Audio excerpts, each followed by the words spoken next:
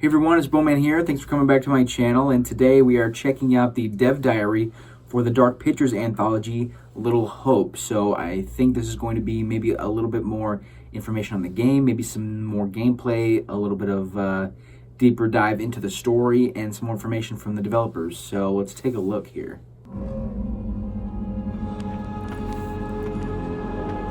And I guess before I get started, I'll be pausing throughout the video just to be commenting on things here and there. So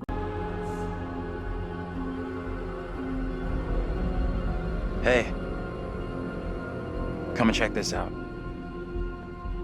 it looks good. What on earth is that? Not a clue. Hi, I'm Pete Samuels. I'm the CEO of Supermassive Games and the director for the Dark Pictures Anthology. My intention for today is to give you some background to the story, the evolution of gameplay, and to help you build a picture. Really quick, I just wanted to go back. So one thing I noticed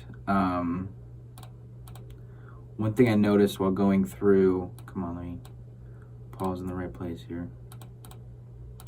There we go. Okay, so I noticed during my first reaction video to this that there are four different books here that sort of have these little symbols on it.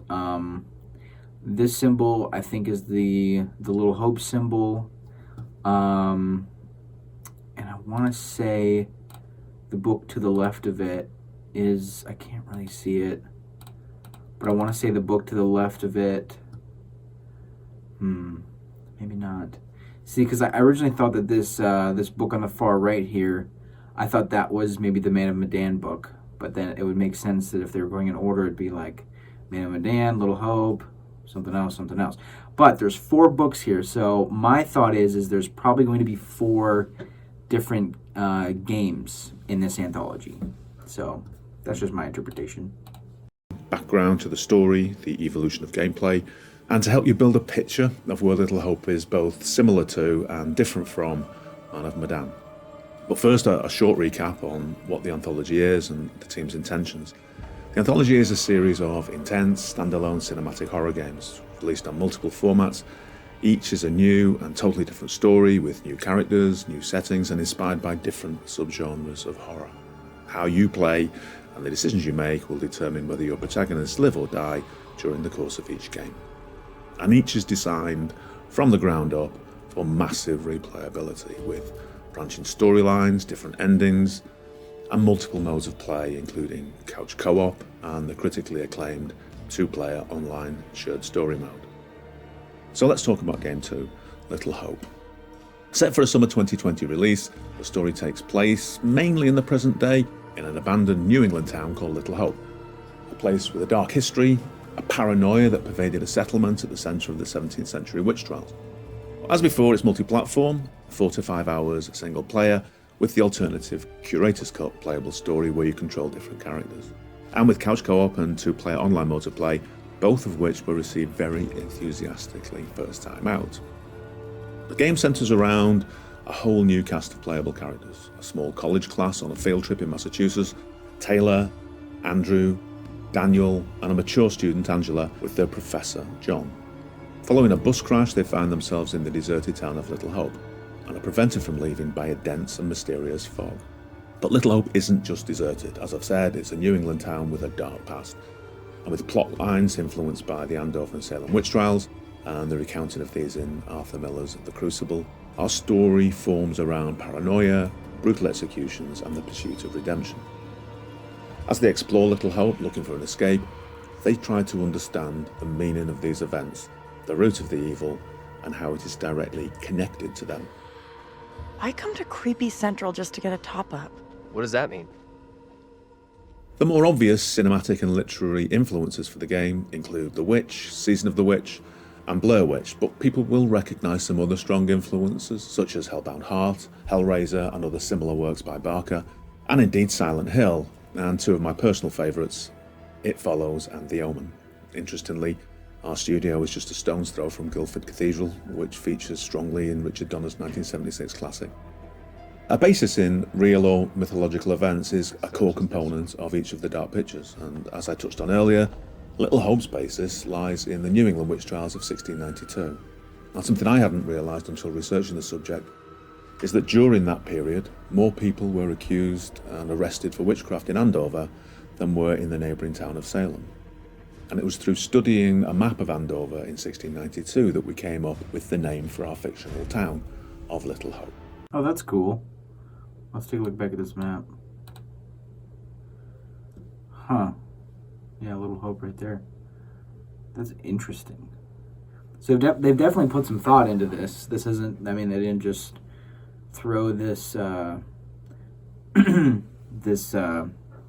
this name together. They definitely put some thought into this. I thought maybe Little Hope. I thought my first thought was maybe it would, because in the let's see, 338. I don't remember where I'm at. Back here. Let's see if I can find the screenshot. Maybe not. But there's like a little girl in the sort of in different parts of the trailer, and I thought maybe her name was Hope, and maybe she has sort of something to do with what's going on, but I don't know. Let's keep going. Name for our fictional town of Little Hope. But our quest for historical authenticity doesn't end there. Who the hell are you? Why are you dressed like that? The first step in designing our 1692 characters was to enlist the services of a Yeah, see, I thought this little girl here in the trailer, I thought maybe her name was Hope, and she has something to do with the story. British TV and film costume designer who researched the period extensively to create sketches, source materials, and garment samples as reference for his designs, which our artists have recreated in great detail for our authentic 17th century pilgrim characters. But other than the story, the characters, the tone, the influences, and the subgenre, how does Little Hope differ from Man of Medan? I have a bad feeling about this. Well, Little Hope retains the values of cinematic presentation that define our studio, and we've incorporated a wider range of camera systems, seamlessly transitioning to close, character-centric cameras, where we've... Yeah, because I want to talk about that. So in Man of Medan, it was so... Walking through the ship, it was so claustrophobic. I mean, you were walking through these, these very tight corridors and these very tight hallways that felt like you didn't really, you had, like I said, you had choices, but you didn't really have a choice. You had to go down that hallway. I mean, every once in a while there was rooms you could come off of and check out and pick up an item or something, but these hallways were so, narrow, it was just like leading you wherever the game wanted you to go. So I don't know if maybe they're talking about, I mean, I doubt, obviously this isn't going to be an open world thing, but I mean, just looking at this, I mean, the road is wider, and, you're going to be able to, check on different sides of the road, like, I'm going to walk over here, like, it's going to be sort of a little bit more free feeling rather than, walking down these, super narrow hallways and feeling sort of stuck with where you're walking, if that makes sense. So I think that'll be good. I feel that better suits the environment and the player experience, with left stick camera control to help both PC and console gamers feel a closer attachment to their character, and with a greater range of walk speeds that fit the environment and the narrative. Building on feedback from a growing Dark Pictures community, their team have developed the controls and interface to provide clearer context, improve the player's understanding of the world and events, and increase the engagement in the story through improved pacing and fluidity. These include context for interacting with objects in the world, QTE alerts that inform players of the location of an upcoming QTE, and the action that the character will perform if successful. And there are periodic reminders of immediate character goals, and much more fluid camera and animation transitions throughout. One of the mysteries of Little Hope is finding out the connection between a present-day group of college students stranded in Little Hope, a group of settlers in the 17th century in Andover, and a family in 1970s New England. So, without giving too much away, I hope, that's the basis of the story. So I wonder if there's going to be three separate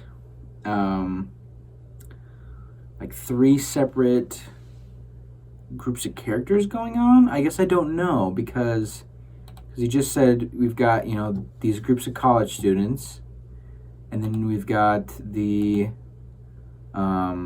group of settlers from the 17th century here, and then he mentions in a family in 1970s New England. So I have no idea. What I do hope, though, is I hope that they don't.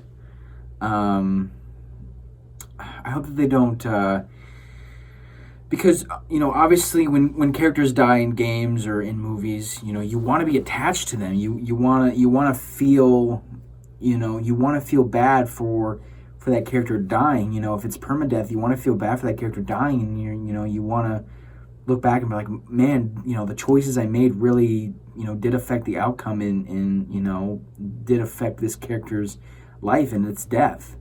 So, but what I hope is they don't, you know, mash in too many characters to the point where, you know, if a character dies or something, I'm not just like, oh, well, guess I'll just keep playing. You know what I mean? There's got to be some emotional connection here.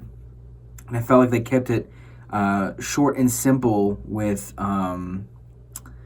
Until Dawn, and sort of made it that way, where you did, you know, each character sort of had their own different personality, and some characters are like, oh, dude, if that girl dies, like, that's fine with me. But like, you were like, oh, I gotta save this person. You know what I mean? So I feel like there's definitely has to be that connection there for this game to sort of be on the level of Until Dawn, because I know that Man of Medan was sort of a step back and wasn't as good as Until Dawn, but in my opinion, it was good for what it was. So let's see, the video's almost over. Let's see what else he has to say. 1970s New England. So, without giving too much away, I hope, that's the basis of the story and the nature of the threat. Heading into Little Hope feels like our only option. I'm not so sure about that. Where else can we go?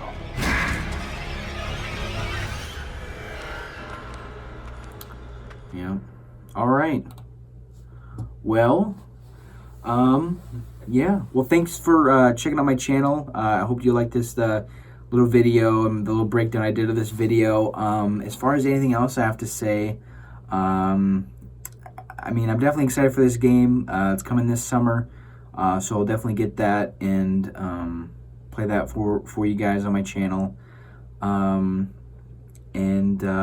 think, yeah, I think the main message I want to get out is, I think that they just have to really, Supermassive Games, I feel like they have to step up and, you know, do something different. I know they're sort of set in their ways, and all these games are going to be sort of in the same, you know, cinematic, sort of choose your own adventure style game, but I feel like if they really want to take that next step and, you know, compete with some of these other types of games like, you know, Detroit Become Human, and games like that, they're going to really have to step it up, I feel like. So we'll see. Summer 2020, I can't wait. So thank you guys for checking out my channel. Feel free to like, comment, and subscribe down below. And thank you guys for watching, and we'll see you guys in the next one.